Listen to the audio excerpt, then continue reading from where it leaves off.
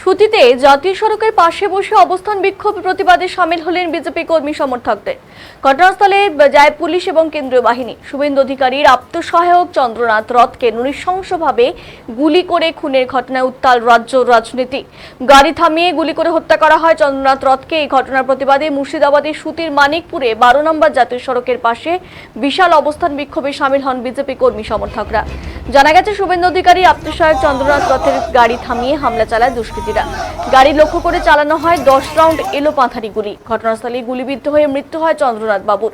এই খবর ছড়িয়ে পড়তে রাজ্য রাজনীতিতে তীব্র চাঞ্চল্য সৃষ্টি হয়। ঘটনার জেরে রাজ্যের বিভিন্ন প্রান্তের পাশাপাশি সুতির মানিকপুর 12 নম্বর জাতীয় সড়কের মোড়ে অবস্থান বিক্ষোভ এবং প্রতিবাদে সামিল হয় বিজেপির কর্মী সমর্থকরা। মানুষের অসুবিধা করে নয়, আমরা মানুষের জন্য। আজকে মানুষ পরিবর্তন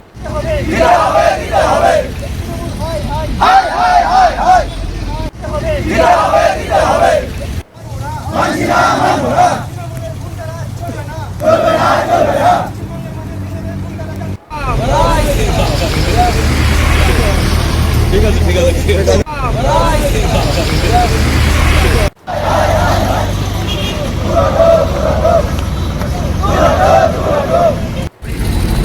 মানুষের অসুবিধা করে নয়, আমরা মানুষের জন্য।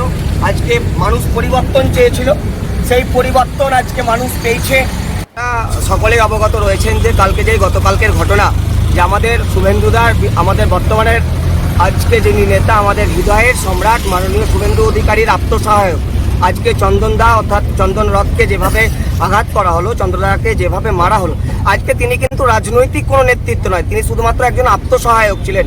কিন্তু শুধুমাত্র ভবানী সিটে মাননীয় মুখ্যমন্ত্রী হেরে যাওয়ার পর এবং তৃণমূল কংগ্রেসের সরকার গঠন না হওয়ার পর তাতে ভারতীয় জনতা পার্টির কোনো কার্যকর্তা নয়, শুধুমাত্র শুভেন্দুদা সেখানে জয়লাভ করার জন্য আত্মসহায়ককে গুলি করে হত্যা করা হলো। তারই প্রতিবাদে আজকে ধর্মঘটের আমরা চিন্তা ভাবনা রেখেছিলাম, পথ অবরোধের কথা চিন্তা ভাবনা রেখেছিলাম। কিন্তু ভারতীয় জনতা পার্টির কার্যকর্তারা একটা শিষ্টাচার এবং নিয়ম এবং আনুষঙ্গিকের ভাবে চিন্তাধারায় বিশ্বাসী, যে আমরা কোনো মানুষকে, সার্বিক মানুষকে আমরা পথ অবরোধ করে কোনো রকমভাবে তাদেরকে জটিলতার মধ্যে আমরা দিতে চাই না। কিন্তু আমরা বার্তা দিতে চাই, তৃণমূলী যে সমস্ত নেতারা যারা এখন পর্যন্ত সরকার গঠন করতে পারেনি, যারা হেরে গেছে, আগামী দিনে তৃণমূল বলে কেউ থাকবে না পশ্চিমবঙ্গে, যাদের কোনো অস্তিত্ব থাকবে না, তাদেরকে আমরা পরিষ্কার বার্তা দিতে চাই, কোনো রকমভাবে গুন্ডারাজ এই পশ্চিমবঙ্গে চলবে না।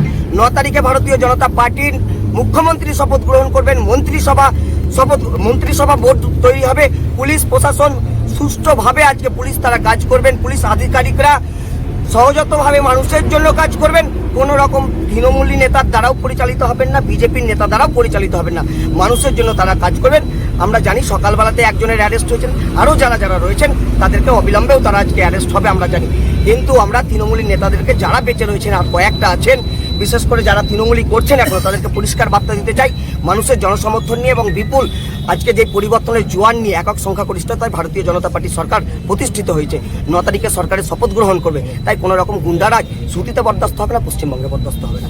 বিজেপি মানুষের অসুবিধা করে নয়, আমরা মানুষের জন্য।